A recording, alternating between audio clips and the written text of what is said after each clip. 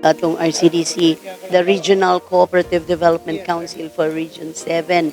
Oo, ang atong highlights is one, the presentation of our 2025 to 28 nga PCDP. That's the Philippine Cooperative Development Plan nga mo align kita with the national plan also. Para lugar dayon nga doon na kita guide for the next 3 years as to the plans and programs for the cooperative movement. Tanan kay kung dili to siya i-focus, dili man ta kaabot ang giingon nato nga resiliency, ang katong tulo ka goals nato. Kung focus lang ta sa usa niya, mabiyaan tong uban, dili nato ma-attain. So we really have to look into integrating all those priorities.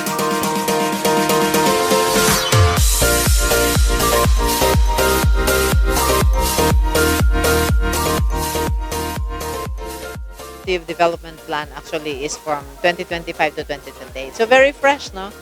Very fresh. But this is really something makaingon tang is a very strategic, you call this, plan for the cooperative to be guided on how we can contribute sa mga realization daghang kayo og mga strategic goals nga angay may mag-align.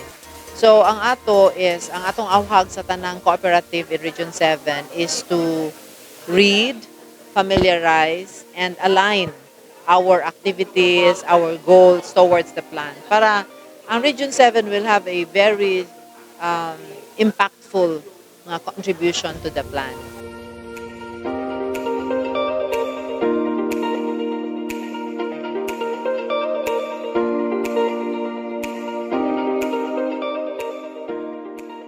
So aside from basic digital literacy, we can go higher, including cyber hygiene. Sabing cyber hygiene, these are mga safety and precautions nato when we're dealing with digital media and online presence nato. Kanang maminos nato ng mga scam, makakuha nato ng mga fake news, that is part of cyber hygiene.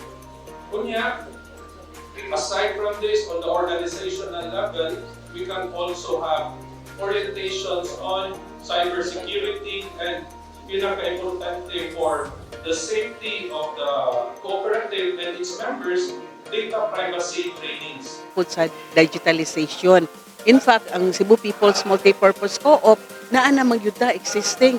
So I hope not only sa mga billionaire nga mga co-op, the federation nga mo kuan sa gyud sila aning digitalization, ang People's Co-op willing pod nga mo share og unsa po'y mga best practices ug unsay dapat himuon para ang ilahang certain co-op kuan nila ma-implement pod ang digitalization kay